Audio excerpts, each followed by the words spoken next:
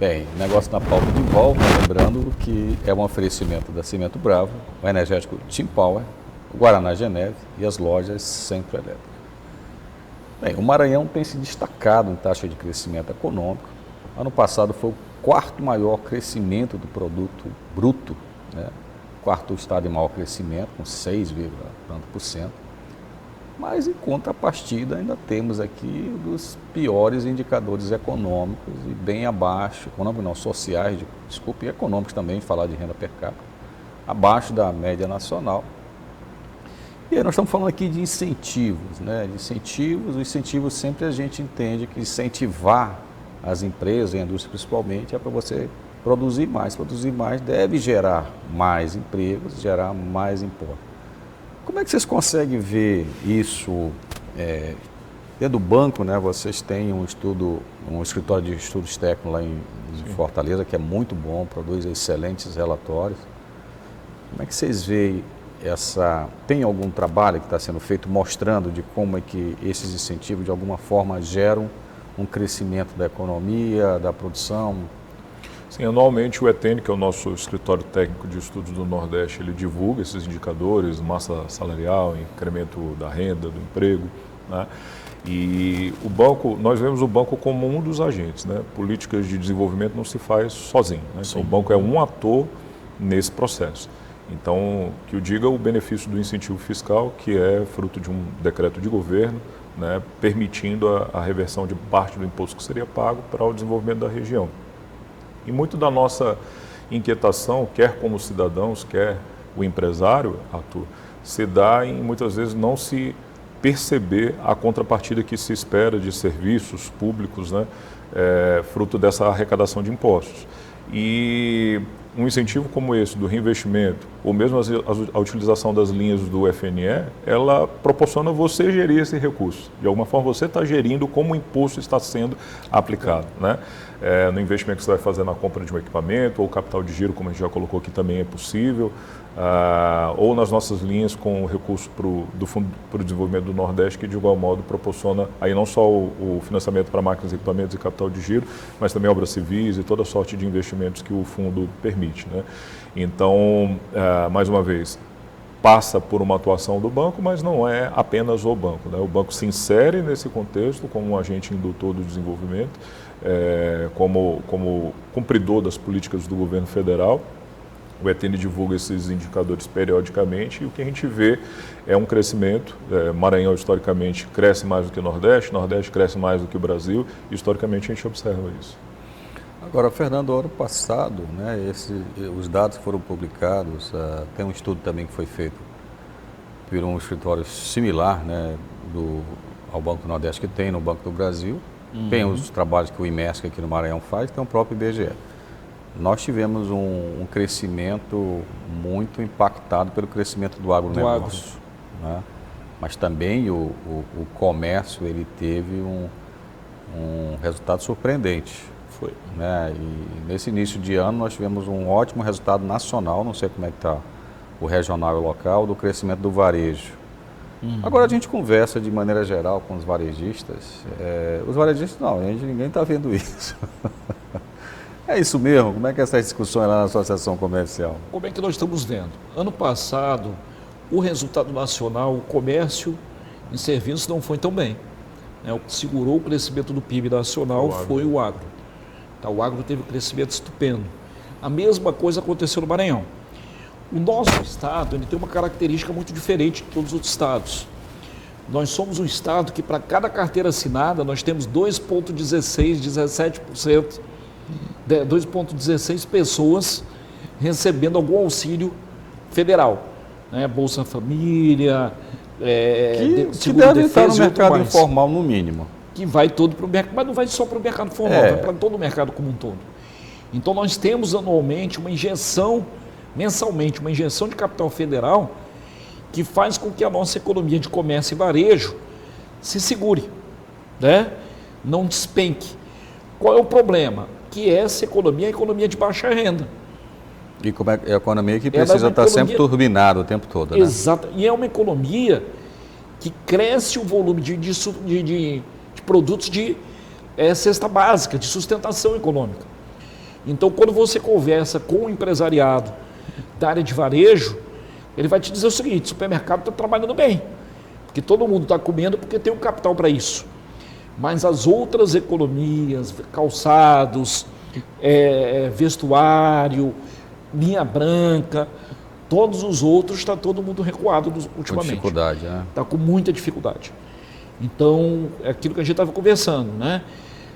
Economia, às vezes, a gente tem que tomar cuidado, porque parece que é o pé na fogueira e a cabeça no congelador. Né? A temperatura média está maravilhosa, mas você não sobrevive. Tá? Então, a gente precisa, sim, estar o tempo todo preocupado e prestando atenção nisso.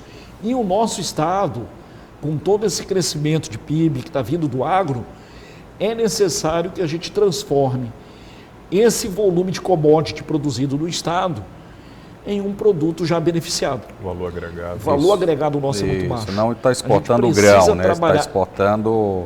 A gente exporta grãos, a gente não exporta valor agregado. Nem farelo, nem óleo. A gente não faz o farelo, não faz o óleo, não faz a comida derivada do grão. Então, há necessidade de maior industrialização do Estado. A FIEMA, junto com as entidades, está muito preocupada com isso. Mas com o pé no chão, né, Fernando? Também. Eu acho que nós temos que olhar muito nossa realidade. Às vezes, sem sombra de às vezes eu tenho a sensação que a gente quer pular da terceira para a quinta revolução industrial sem passar pela quarta. Exatamente. Isso aí não tem a dúvida. Se você não fizer toda a cadeia... Não, se você olha os anúncios do governo, vamos ter uma indústria de foguetes no Maranhão. Mas como assim? A gente não esmaga soja aqui, como é que vai querer ter a de foguete? E o incentivo, ele acaba que ele, indiretamente, ele passa essa mensagem, né? Que a gente quer apoiar com mais contundência a indústria, exatamente. Né? E não ou não ser um mero gerador de commodities, né? Exportador de commodities. E aí eu queria também, Marcelo, que você falasse dessas outras linhas de apoio, né? Que a gente está falando aqui basicamente, está falando de incentivo fiscal, mas como ajudar o empresariado a sobreviver na situação muito difícil que hoje se passa, né? E aí, como o Fernando falou assim, olha, tem aqui o cara que vende lá arroz e feijão lá no municípiozinho, ele está vendendo bem,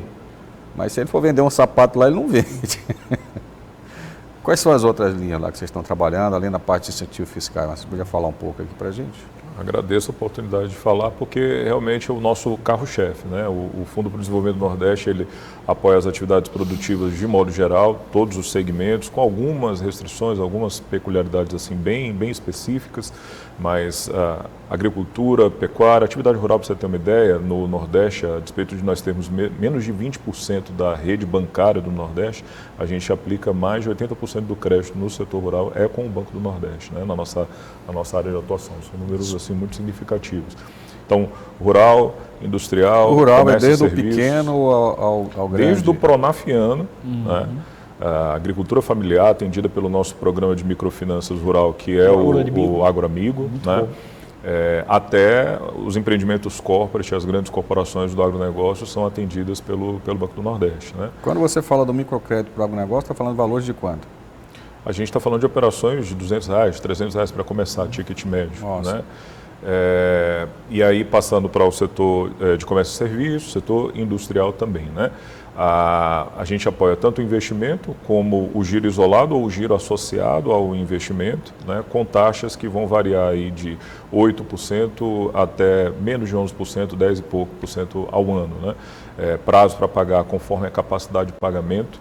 Isso é interessante falar também, esses prazos eles podem ser elastecidos em razão da capacidade do proponente de pagar essa dívida. Então, a curva de amortização, ela respeita a capacidade de pagamento, vai ter um comprometimento mínimo e máximo lá que o banco determina nas análises, né?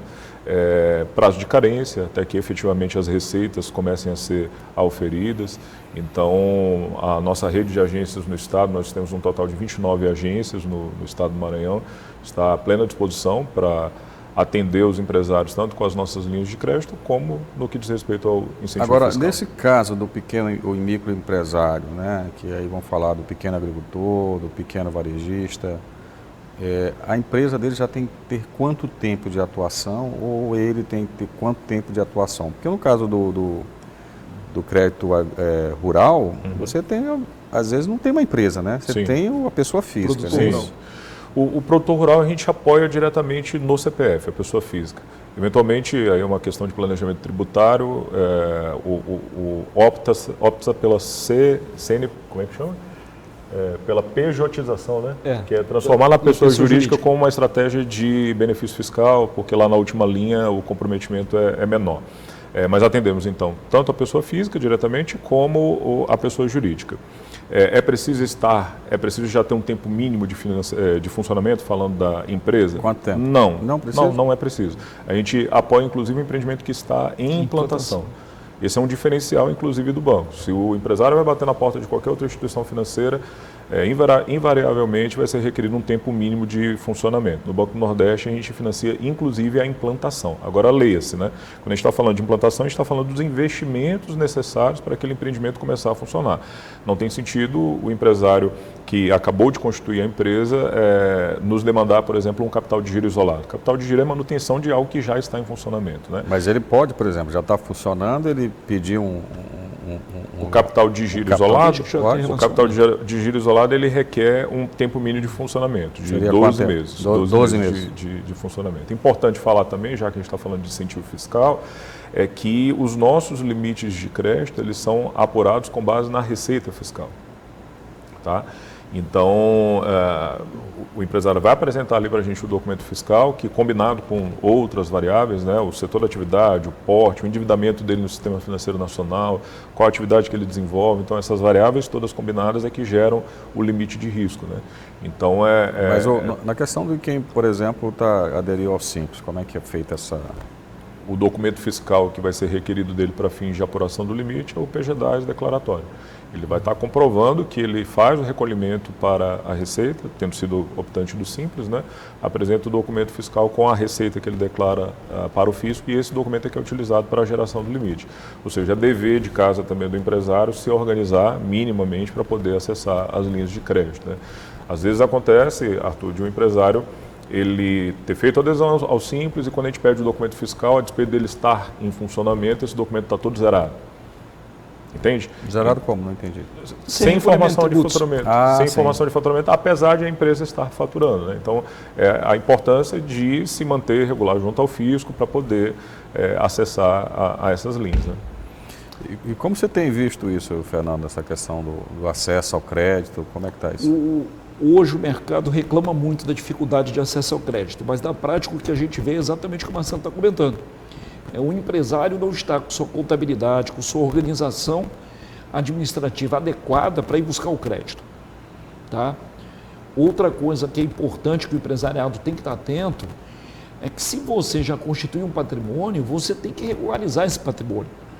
Não é que você vai precisar utilizá-lo como garantia no banco, mas você tem que mostrar para o banco que você tem solidez, que você está tendo resultado com a tua atividade profissional. Então, quando isso não ocorre, há muita dificuldade de obtenção de crédito.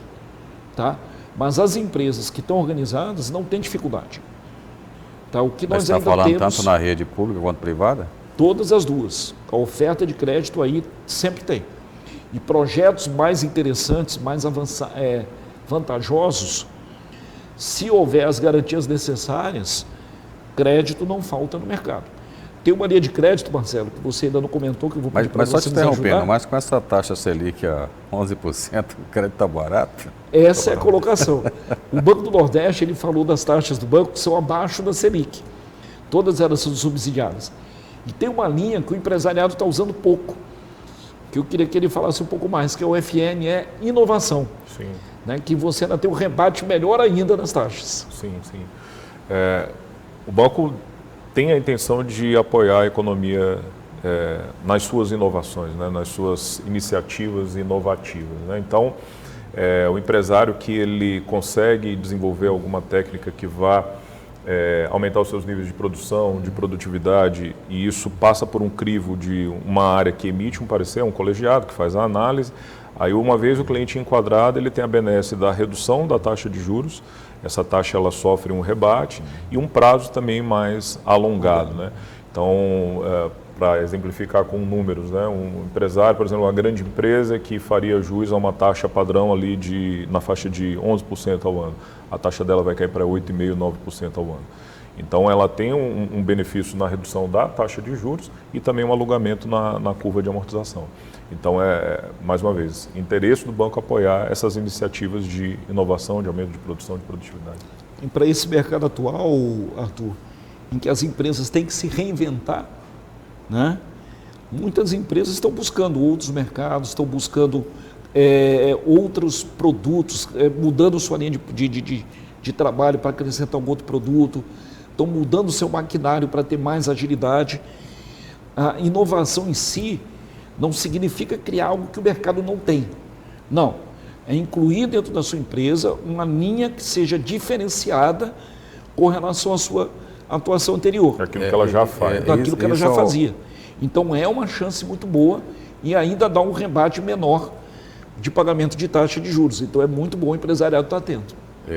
Por isso que o empresariado hoje vive estressado, né? Porque ele vive sob eternas pressões de pagamentos de impostos, a competição é forte o tempo inteiro. Exatamente. Isso que você está falando de estar inovando o tempo inteiro, quer dizer, parece que tudo que é sólido se desmancha no ar, como já dizia o Marx, né? Grandes empresas, do dia para a noite, elas desaparecem, né? A gente estava conversando aqui antes do programa, pelo menos 5 grandes redes varejistas no Brasil estão muito ameaçadas de desaparecer mesmo, estão encolhendo, porque há inovações no mercado, às vezes as empresas até entram nessas inovações, mas não conseguem fazer isso adequadamente e aí vão passando por um processo de enxugamento.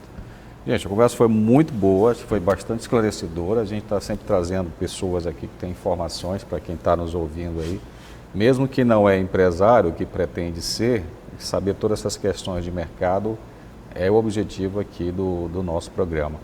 Quero agradecer ao Marcelo, muito obrigado a todo o pessoal do Banco do Nordeste, sempre muito atencioso com a gente aqui.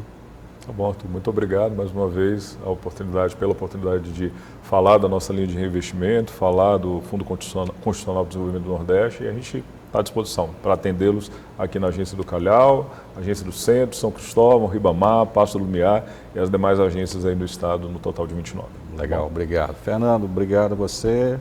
A associação comercial aqui, hoje ele não está aqui como associação comercial, ele está como consultor financeiro. Mas sempre estamos fazendo parceria com a associação comercial, com o Cristiano, o Fernando, sempre aqui esse apoio é recíproco. Obrigado, Fernando.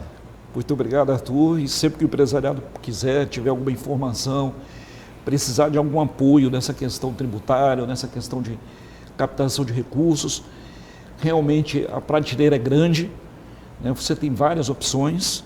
Nós estamos aí à disposição no que precisarem, tá? Ou pela associação comercial, ou diretamente entrando em contato comigo, com a nossa empresa. Estamos aí para poder contribuir para o desenvolvimento do Estado. Bacana. Obrigado a todos vocês também que estão nos assistindo. E a gente fica por aqui. Obrigado mais uma vez pela sua companhia. Lembrando que Negócio na Pauta tem oferecimento de Centro Elétrico, o energético Tim Power, Guaraná Geneve e a Cimento Bravo.